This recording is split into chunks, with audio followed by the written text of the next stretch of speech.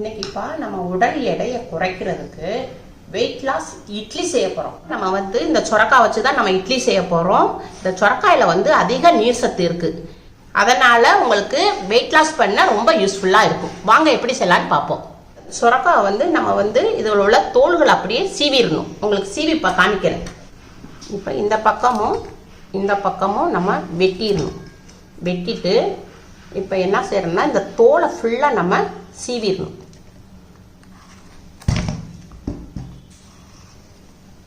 இப்பப்பா நான் வந்து தோலை ஃபுல்லாக சீவி எடுத்துக்கிட்டேன். இப்போ இந்த அளவு சொரக்காய் வந்து நம்ம 2 பேர் சாப்பிடலாம். இப்போ இதை வெட்டிக்கிறணும். நடுவில் கூடி விதை இருக்கும். அந்த விதையை வந்து நம்ம நீக்கிடணும். அந்த விதையை நம்ம எடுத்துடணும்.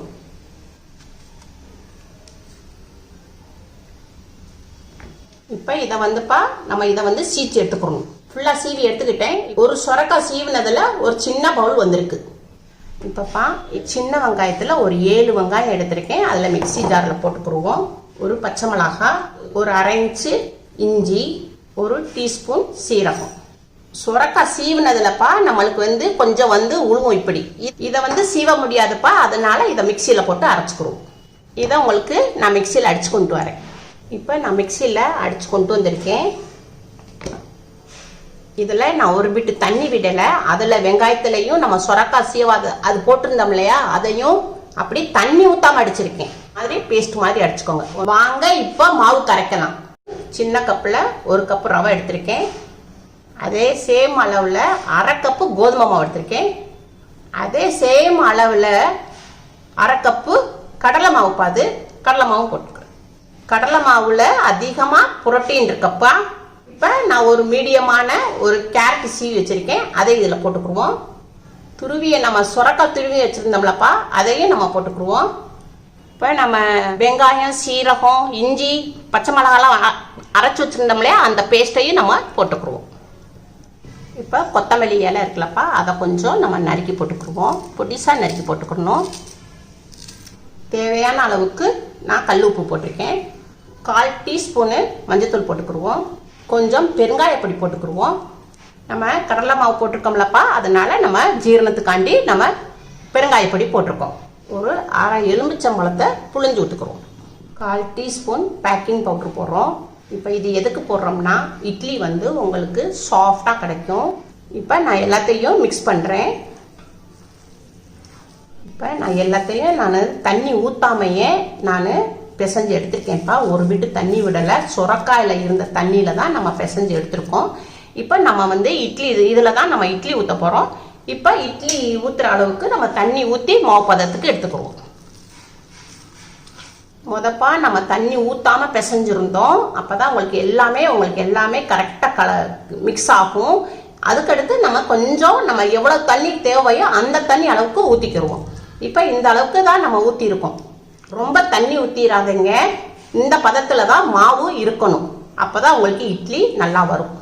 இப்போ நான் இது வந்து துணி இல்லாமல் ஊற்றி காமிக்கிறேன் இட்லி. இதில் வந்து கொஞ்சம் நம்ம லைட்டாக எண்ணெயை தடவிக்கிடுவோம். ரவை வந்துப்பா வெயிட் லாஸ் இருக்கும்போது சாப்பிடலாமான்னு கேட்குறீங்க. ரவை வந்து நம்ம சாப்பிடலாம். வெயிட் லாஸ்க்கு ரொம்ப யூஸ்ஃபுல்லாக தான் இருக்கும். உடம்புக்கும் ரொம்ப நல்லது. இப்போ ஒவ்வொரு ஸ்பூன் வைங்கப்பா. இட்லி செட்டில் வந்து 2 ஈடு இருக்கும். ஒரு ஈடு வந்து உங்களுக்கு துணி இல்லாமல் காமிக்கிறேன். ஒரு ஈடு வந்து துணியோட வச்சு காமிக்கிறேன். இப்போ ஒரு ஸ்பூன் எடுத்து இதில் போட்டுக்கிறோம். இப்போப்பா நம்ம கேஸ் ஆன் பண்ணியிருக்கோம். சட்டியில் தண்ணி வச்சுருக்கோம். தண்ணி வந்து கொதிச்சுக்கிட்டு வருது. இப்போ நம்ம வந்து இது வந்து துணி இல்லாமல் நான் வச்சுருக்கேன். ஒரு ஈடு. அடுத்த ஈடு வந்து நம்ம எப்பயும் போல் துணி போட்டு நம்ம இட்லி வைப்போம் இல்லையா, அதே மாதிரி இது வச்சுருக்கேன். இப்போ நம்ம இது மூடி போட்டு மூடிடுவோம். ஒரு 10 நிமிஷம் நல்லா வேகட்டும். இப்போப்பா நம்ம வந்து 10 நிமிஷம் நல்லா வேக விட்டுட்டோம். இப்போ நம்ம ஓப்பன் பண்ணி பார்ப்போம். இப்போ நம்ம வெந்திருக்கான்னு சொல்லிட்டு நம்ம இந்த ஒரு ஸ்பூன் பின்னாடி வச்சு இதை குத்தி பார்ப்போம். நல்லா வெந்திருக்கு. வேகலைன்னா இப்போ அந்த மாவு வந்து ஒட்டிட்டு வரும். இப்போ நல்லா வெந்திருக்கு. இது நம்ம துணியில் போட்டு அவிச்சிருக்கோம், வேக வச்சுருக்கோம். இது வந்து துணி இல்லாமல் நம்ம லைட்டாக எண்ணெய் தடவி நார்மலாக நம்ம இதை வேக வச்சுருக்கோம். இது நல்லா வெந்துருச்சுப்பா. எப்போவுமே நம்ம எண்ணெய் தடவுனது வந்து உடனே வராது சூட்டில். அதனால ஒரு 5 நிமிஷம் ஆற விட்டு நம்ம எடுக்கணும். இப்போ நம்ம துணியிலேருந்து வேறு பிளேட்டுக்கு மாற்றிக்கிடுவோம்.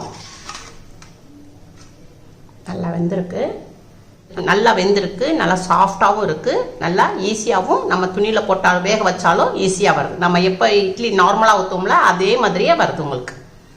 இப்போ நம்ம துணி இல்லாமல் ஊற்றிருக்கோம்லப்பா, அதை நான் உங்களுக்கு எடுத்து காமிக்கிறேன்.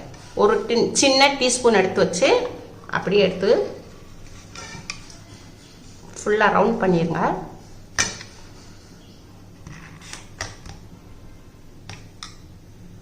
ஈஸியாக வருது. இந்த இட்லி வந்துப்பா நம்ம வந்து சூடாக தான் சாப்பிடணும். சுட சுட சாப்பிட்டாதான்ப்பா உங்களுக்கு ரொம்ப டேஸ்ட்டாகவும் இருக்கும், இட்லி வந்து ரொம்ப சாஃப்டாகவும் இருக்கும். இப்போ நம்மப்பா இது வந்து நம்ம துணியில் ஊற்றி வேக வச்சது. இது வந்து நம்ம நார்மலாக துணி இல்லாமல் இட்லி தட்டில் எண்ணெய் தடவி நம்ம இது வேக வச்சது. அதனால நீங்கள் துணியிலையும் வேக வைக்கலாம், துணி இல்லாமல் எண்ணெய் தடவியும் வேக வைக்கலாம். ரொம்ப ஈஸியாக இருக்குது. ஒரு ஆள்ப்பா இப்படி ஒரு சின்ன சின்ன இட்லியாக நம்ம கொஞ்சம் ஊற்றிக்கிட்டோம்னா ஒரு ஆள் 4 இட்லி சாப்பிடலாம். கொஞ்சம் பெரிய இட்லியாக ஊற்றி சாப்பிட்டோம்னா 3 இட்லி சாப்பிடுங்க. நல்லா சாஃப்டாக வந்துருக்குப்பா, ரொம்ப டேஸ்ட்டாக இருக்கும்ப்பா, ரொம்ப டேஸ்ட்டாக இருக்குது. வெயிட் லாஸுக்கு ரொம்ப யூஸ்ஃபுல்லாக இருக்கும், ரொம்ப ஹெல்த்தியானது. உங்கள் வீட்டில் செஞ்சு பாருங்கள். அம்மாவுக்கு லைக் பண்ணுங்கள், ஷேர் பண்ணுங்கள், சப்ஸ்கிரைப் பண்ணுங்கள்.